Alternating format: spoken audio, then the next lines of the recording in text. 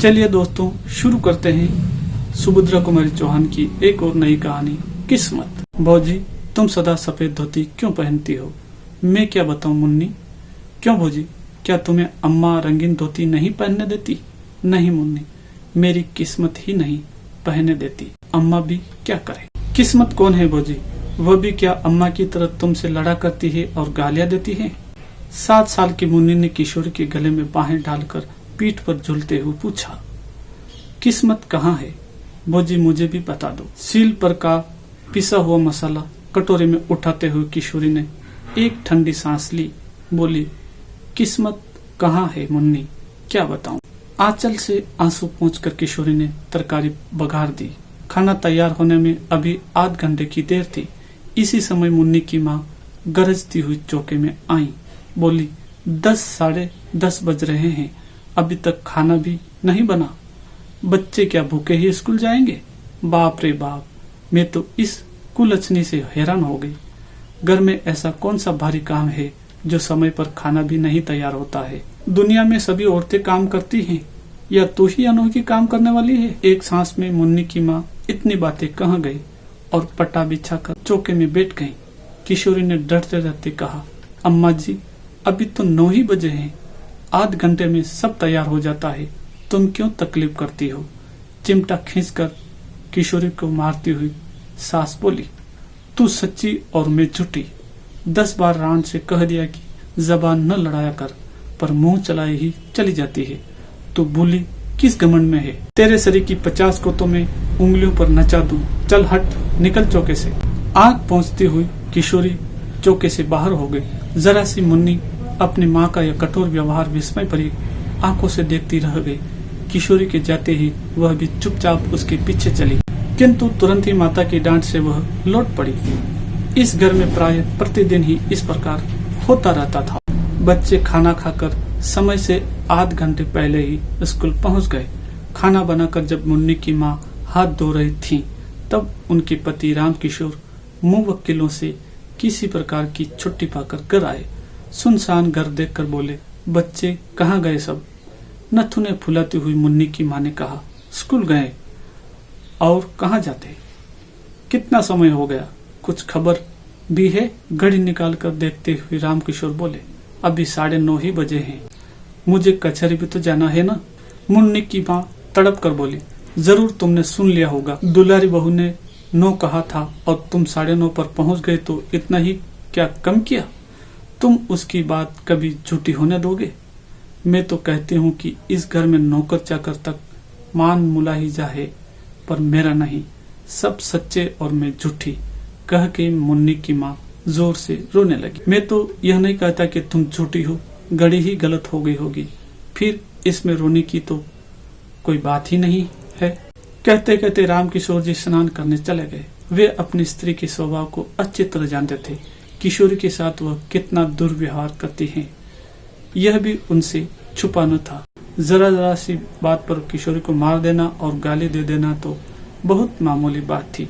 यही कारण था कि बहू के प्रति उनका व्यवहार बड़ा ही आदर और प्रेम पूर्ण होता। किशोरी उनके पहले विवाह की पत्नी के एकमात्र बेटे की बहू थी। विवाह के कुछ ही दिन बाद निर्दयी विधाता ने बेचारी किशोरी का सौभाग्य सिंदूर पहुंच दिया। उसके मायके में भी कोई न था। वो अभागिनी विधवा सर्वथा दया ही की पात्र थी। किंतु जो मुन्नी की माँ देखती कि राम किशोर जी का व्यवहार बहू के प्रति बहुत ही स्नेहपूर्ण होता है, त्यों त्यों किशोर के साथ उनका द्वेष भाव बढ़ता ही जाता। राम किशोर अपनी इस पत्नी से बहुत तपते थे। इन सब बातों को जानते हुए भी वह किशोरी पर किए जाने वाले अत्याचारों को रोक न सकते थे। सो की सीधी बात तो यह थी कि पत्नी के खिलाफ कुछ कह के वे अपनी खोपड़ी के बाल न नुचवाना चाहते थे, इसलिए बहुधा वे चुप ही रह जाया करते थे। आज भी जान गए कि कोई बात जरूर हुई है और किशोरी को ही भूखी प्यासी पड़ा रहना पड़ेगा। इसलिए कचहरी जाने से पहले किशोरी के कमरे की तरफ गए और कहते गए कि भूखी न रहना बेटी, रोटी जरूर खा लेना, नहीं तो मुझे बड़ा दुख होगा। राम किशोर का यह वाक्य मुन्नी की माँ ने सुन लिया। उनके सिर से पैर तक आग लग गई। मन ही मन सोचा, इस चुड़ैल पर इतना प्रेम। कचहरी जाते जाते उसका लाड़ कर गए, खाना खाने के लिए खुशामद कर गए। मुझसे बात करने की भी फुर्सत न थी। खाएगी खाना, देखती हूँ। क्या खाती है? अपने बाप का हाड़। मुन्नी की माँ ने खाना खा चुकने के बाद सब का सब खाना उठाकर कहायरन को दे दिया और चौका उठाकर बाहर चले गए। किशोरी जब चौके में गई तो सब बर्तन खाली पड़े थे। बात के बटुए में 2-3 कण चावल के लिपटे थे। किशोरी ने उन्हीं को निकालकर मुंह में डाल लिया और पानी पीकर अपनी कोठरी में चली आई। आज राम किशोर जी कचहरी में कुछ काम न होने के कारण जल्दी ही लौट आए। मुन्नी की माँ बाहर गई थी। घर में पत्नी को कहीं न पाकर वे बहू की कोठरी की तरफ गए। बहू की दयनीय दशा को देखकर उनकी आंखें भर आई। आज चंदन जीता होता तब भी क्या इसकी यही दशा रहती? अपनी भीरुता पर उन्होंने अपने आप को न जाने कितना धिक्कारा। उसकी धोती कई जगह से फटकर सी जा चुकी थी।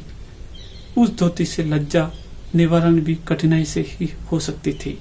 बिछुनों के नाम से खाट पर कुछ चितड़े पड़े थे। जमीन पर हाथ का तकिया लगाए वह पड़ी थी। उसको झपकी सी लग गई थी। पैरों की आहट पाते ही वह तुरंत उठ बैठी। रामकिशोर जी को सामने देखते ही संकोच से जरा घूंघट सरकाने के लिए उसने जो ही धोती खींची, धोती फट गए। हाथ का पकड़ा हुआ हिस्सा हाथ के साथ नीचे चला आया। रामकिशोर ने उसका कमल सा मुरझाया हुआ चेहरा और डबडबाई हुई आंखें देखी। उनका हृदय स्नेह से कातर हो उठा। वे ममत्व भरे मधुर स्वर में बोले, तुमने खाना खा लिया है बेटी? किशोरी के मुंह से निकल गया, नहीं। फिर वह संभल कर बोली, खा तो लिया है बाबू। रामकिशोर, मुझे तो ऐसा मालूम होता है कि तुमने नहीं खाया है। किशोरी कुछ न बोले। उसका मुंह दूसरी ओर था। आंसू टपक रहे थे और वो नाखून से धरती खुरच रही थी। रामकिशोर फिर बोले, तुमने खाना नहीं खाया ना? मुझे दुख है कि तुमने भी अपने बूढ़े ससुर की एक जरा सी बात न मानी। किशोरी को बड़ी ग्लानि हो रही थी कि वो क्या उत्तर दे। कुछ देर में बोली, बाबू, मैंने आपकी आज्ञा का पालन किया है। जो कुछ चौके में था खा लिया है। झूठ नहीं कहती। राम किशोर को विश्वास न हुआ। कहारिन को बुलाकर पूछा तो कहारिन ने कहा, मेरे सामने तो बहू ने कुछ नहीं खाया। माँ जी ने चौका पहले से ही खाली कर दिया था। खाती भी तो क्या? पत्नी की नीचता पर कुपित और बहू के सौजन्य पर रामकिशोर जी पानी पानी हो गए। आज उनके जेब में 50 रुपए थे। उसमें से 10 रुपए निकालकर वे बहू को देते हुए बोले, ये रुपए रखो बेटी, तुम्हें यदि जरूरत पड़े तो खर्च करना। इसी समय आंधी की तरह मुन्नी की माँ ने कोठरी में प्रवेश किया। बीच से ही रुपयों को झपट कर छीन लिया। वह किशोरी के हाथ तक पहुंच भी न पाए थे। गुस्से से तड़प कर बोली, बाप रे बाप, अंधेर हो गया। कल जुग जो न करावे सो थोड़ा ही है। अपने सिर पर की चांदी की तो लाज रखते। बेटी, बहू के सुने घर में घुसते तुम्हें लाज भी न आई? तुम्हारे ही सर चढ़ाने से तो यह इतनी सर चढ़ी है, पर मैं न जानती थी कि बात इतनी बढ़ चुकी है। इस बुढ़ापे में भी गड्ढे में ही जाके गिरे। राम राम, इसी पाप के बोझ से तो धरती दबी जाती है। वे तीर की तरह कोठरी से निकल गईं। उनके पीछे ही रामकिशोर भी चुपचाप चले गए। वे बहुत वृद्ध तो न थे, परंतु जीवन में नित्य होने वाली इन घटनाओं और जवान बेटे की मृत्यु से वे अपनी उम्र के लिहाज से बहुत बूढ़े हो चुके थे। ग्लानि और क्षोभ से वे बाहर की बैठक में जाकर लेट गए। उन्हें रह रह कर चंदन की याद आ रही थी। तकिए में मुंह छुपाकर वह रो उठे। पीछे से आकर मुन्नी ने पिता के गले में बांह डाल दी। पूछा, क्यों रोते हो बाबू? रामकिशोर ने विरक्ति के भाव से कहा, अपनी किस्मत के लिए बेटी। सवेरे मुन्नी ने भोजी के मुंह से भी किस्मत का नाम सुना था और उसके बाद उसे रोते देखा था। इस समय अब उसने पिता को भी किस्मत के नाम से रोते देखा तो उसने विस्मित होकर पूछा, किस्मत कहाँ रहती है बाबू? क्या वह अम्मा की कोई लगती है? मुन्नी के इस भोले प्रश्न से दुख के समय भी रामकिशोर जी को हंसी आ गई और वो बोले, हाँ, तुम्हारी माँ की बहन है। मुन्नी ने विश्वास का भाव प्रकट करते हुए कहा, तभी वह तुम्हें भी और भोजी को भी रुलाया करती है। तो दोस्तों, ये कहानी आपको कैसी लगी? अच्छी लगी हो तो चैनल को सब्सक्राइब जरूर कीजिए।